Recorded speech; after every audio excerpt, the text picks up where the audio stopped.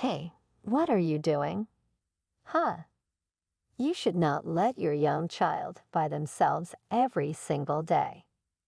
I reported it. You're really the worst. One of my neighbors yelled me late at night after an overtime. I had no clue what he meant. I don't have any children. I am Isabella, nurse by profession, 35 years of age. I have been married to Egan for 2 years. We met at a mixer. He came at me with a lot of anger, so I went out on 3 dates just because he was bald.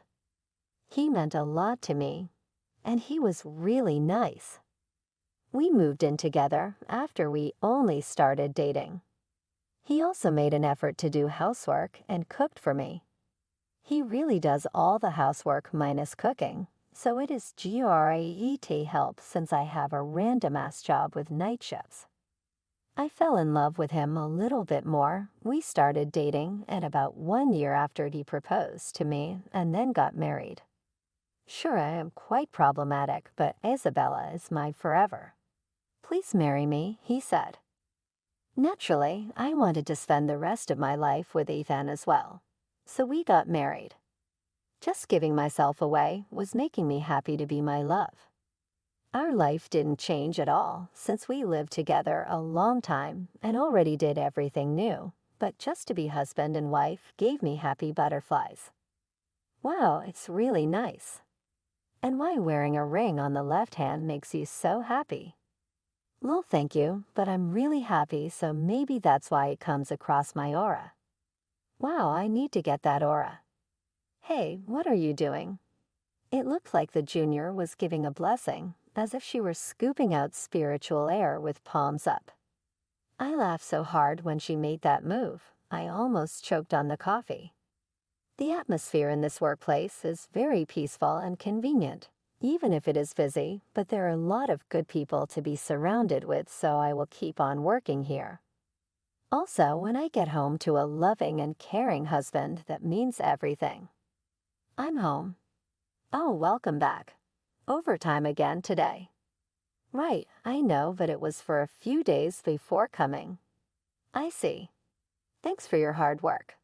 Dinner's done, just warm it up and eat. Wow, thank you.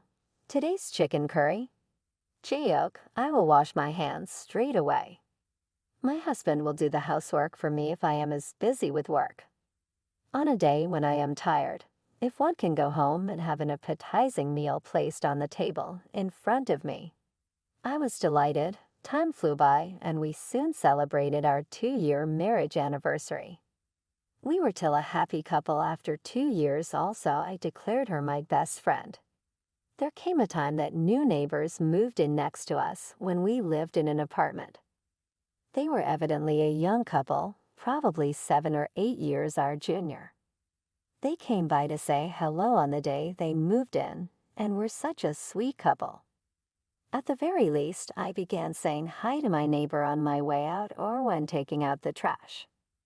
I got to know his wife and began a chat with her. Anderson was the name of the couple next door, husband and wife, Sophia. They looked to be a lunch pail working pair like us who were apartment dwellers out of necessity, until they could afford their own home. They were frugal, and they anticipated having enough money in another few years. I found it to be pretty incredible that they had a vision before 25. A home of our own. Seated on my desk, I thought, if only I could save enough money to build one too. In reality, my husband works in private at low wages, although we both work but do not have much money. Trickle not being flushed completely, but leaving us a little room to breathe provided we did not become overconfident. On the one hand, my husband appears to be working hard, but on another, his salary claims are looking depressingly flat. And even if he is promoted, it does not pay too much because the company pays little for their posts. He does not plan to quit simply because the individuals he performs with are excellent people. Heck, that feeling I can relate to. Somehow I continue to work. My coworkers are being nice. Besides, I'm making much more money now, and my husband is trying his best with household chores, so no complaints there. I want to live on and only be happy with my husband from now. The unexpected happened, however. One night, when I was stuck at work until way too late because there was a lot of it, I was really tired when I finally reached home close to the last train. But then as I went to come in my house, she yelled out, "Hey, what are you doing?" Huh. It was Mr. Anderson, our neighbor, who talked to me in a furious voice. It had the husband, not wife. Since our commuting schedules don't overlap, I hardly ever see him. I only met him once when he moved in to introduce himself. I do not even know when is this going to work. What's going on? Don't play dumb. It's about the child. Child? You don't leave your young child home by itself every day. I reported it. You're really the worst. My neighbor once yelled at me in the dead of night when I was working late towards finishing my overtime. I had no clue what he was even referring to. But Mr. Anderson was just downright furious. I don't have any children. What? That lie won't work. I have seen it happen with my own eyes. There was a kid under 10 years old seated at your entrance. Huh. In front of my house. That's what I'm saying. That's serious abuse. But if my husband and I are childless, why am I being accused of something like this? Next door, a door opened and Sophia stepped outside. Hey, you are making a lot of noises. It's 12 a.m., so keep quiet. Oh, but Sophia must have talked with her husband, and I guess he was a bit calmer. Isabella, you don't have kids. A boy was breakdancing outside. I've seen it before, so I got a bit scared, she said. I didn't want to at first interfere with your family's business, but I seen it several times, so was a little concerned. That is still abuse to put that person outside, even if it's for an education. But our lack of children. Though I said it in this way, the Anderson family seems suspicious of me. What should I do? They don't believe me at all. Anyway, I'll not do any more to the kid. Mr. Anderson said that, then shot me a look and left. What on earth is going on? I came home. My husband was in the shower forthcoming. I could hear the water running. I figured he was taking a bath and would likely not hear me, so I set the situation aside for another day. Oh well. Welcome back. You were late.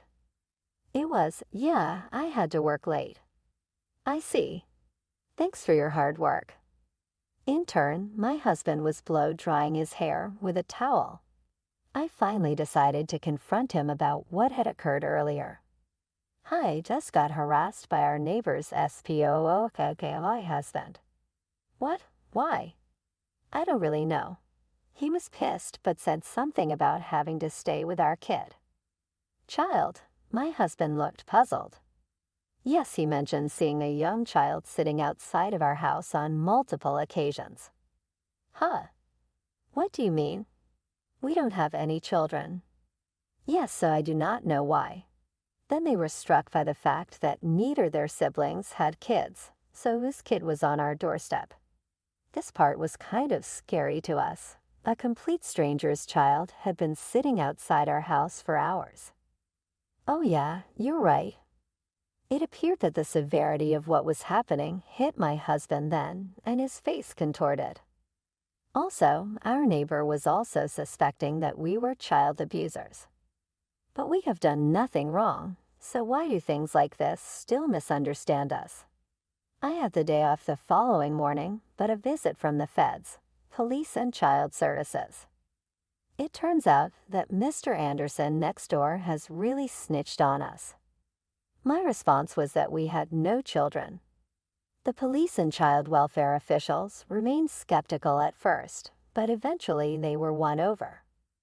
The police came today. Huh, really? I remember him being shocked that it had become such big a deal to the hubby. Why are we going through this? I felt really bad. Being suspected for something we didn't do, it became really tough living in this house. Lately, when I see Sophia outside as she heads down to the corner with her tin cans, which used to be my job before winter, underlining that recurrent rectitude thing is ironic because all that requires a mouth moving. Lately, instead of telling me something about this or herself or who else lives here besides an old lady and God knows now, maybe even we might joke there's someone older jogging by waving away American-Russian pleasantries revolving around our welcome aboard presidential povertocracy petulance parade. Just one more pair young naked hands holding Stalin up exclaiming dirty bleachers, while else microwaves goat liver spleen celebration ancestors quote plaque Epstein bridges cranes slowing over puddles body parts on ice temp. Bulb sellers are KGP honeybees raise carnival for kids next World War tricks. Felt lots. While I was stuck in that uncomfortable environment, my loving wife stayed afloat to make ends meet. But then something happened. One day shortly after working the midnight shift and coming home in, Reedmore, Anderson, and his wife were home. I was like, oh man, of all the times to bump into them, they seemed just as waiting for me. Good morning, Isabella. Good morning. Oh, did you pull an all-nighter? Oh yeah, but there's something I need to say. Huh? Not a hint of energy aimed at me, but the Tusas looked grimace. I gave them a hearing in my house. I walked them through to the living room, made coffee while they squirmed into their seat, and then took tea from Jamie with an apology from the Andersons. I'm really sorry. Huh? You are finally the people we had on our minds since ages. Yeah, I guess that was the vibe of it. Him. So why the fuck are you apologizing? I'm sorry there was a kid in front of your house, one yesterday, too. Huh. From working as soon as I came home, there was the nature that nevertheless had to talk with him back. I asked if it was always the case that he got punched out of this house. This is the house where he plays with his mother, but no one said Lid be here. Huh. What do you mean? Not knowing what he meant either, I did not respond. Then he added, do you live here at your grandmother and grandfather's house with them?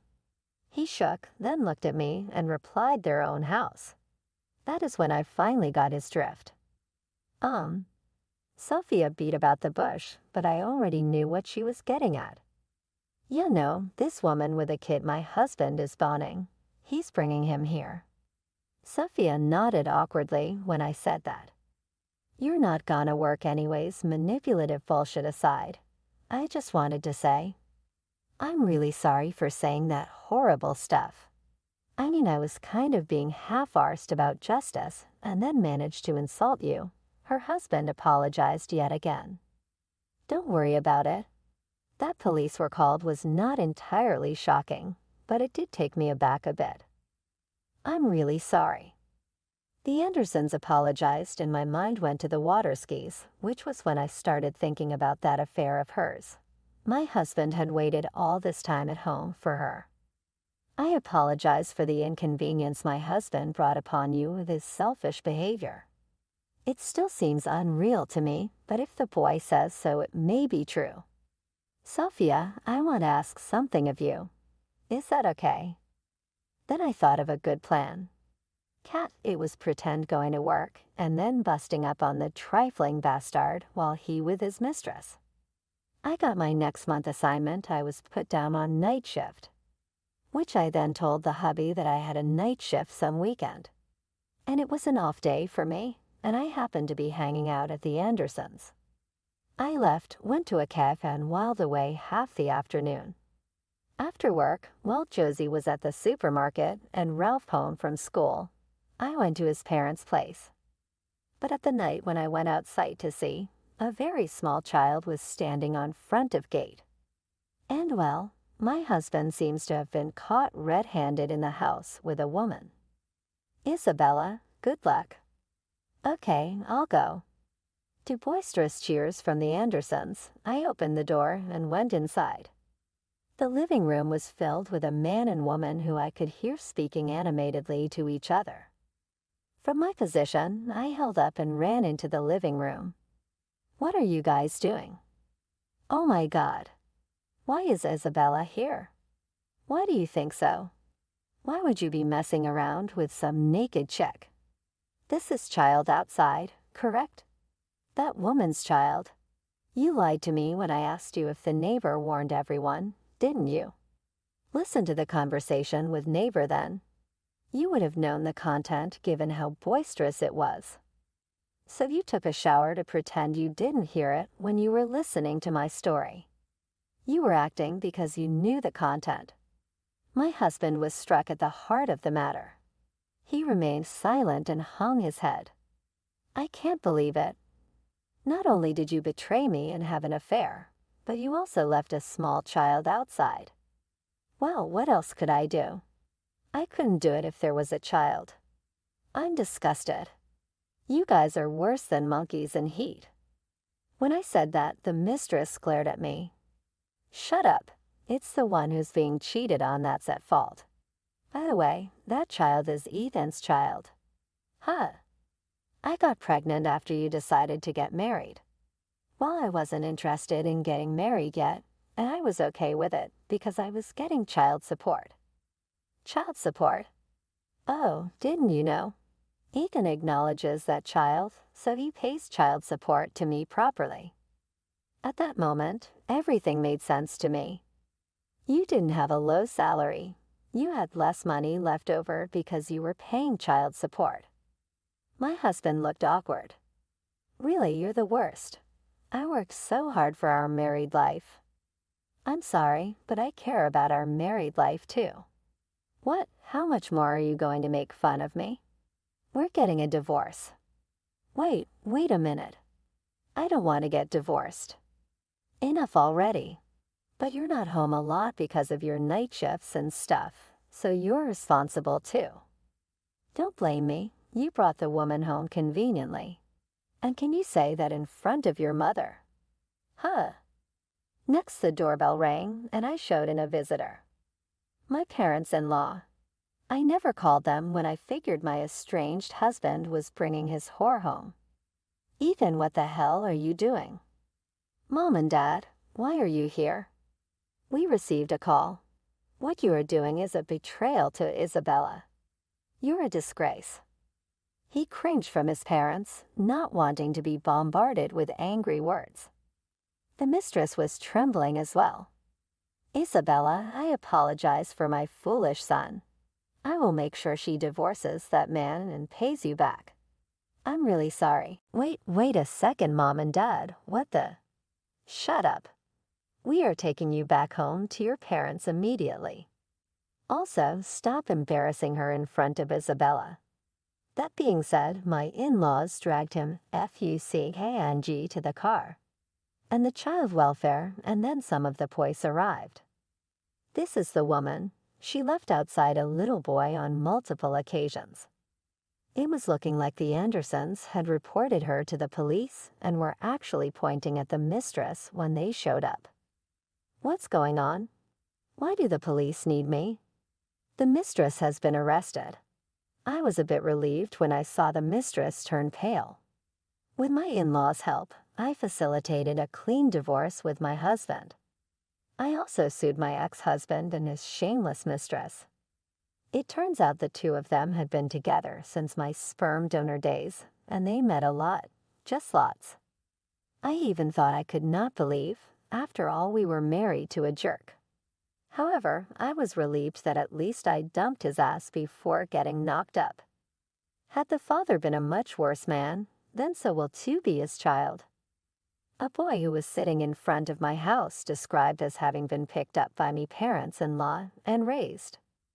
The mistress will never have him be able to see the child, and my ex-husband would not find a house because his parents already cut ties with him. Apparently they discovered my ex-husband's shit show at work, and he was demoted with a pay cut. I will grant, because the president was a family man, my ex-husband's actions were sure out of line. My ex had to settle for a lower-paying job since he was also obligated, rightfully so, to pay child support and alimony, which left him living poor. Of course, I decided to move. I didn't want to live in an apartment that was a scene of adultery. So later on now, I live alone in a single apartment, and I am living my life happily. I am still friendly with the Andersons. 2 years later, they constructed their own home and called me to visit their house. Years later, they had invited me to home parties, and I even dated one of the men there. He works with my husband, Sophia's spouse, and he is the same age as I, and we have very similar disposition. He has confidence of his subordinates and is a very nice person. It is uncertain if we will wed in the future, but I like dating him, and my life, both private and work, are satisfactory. And I want to continue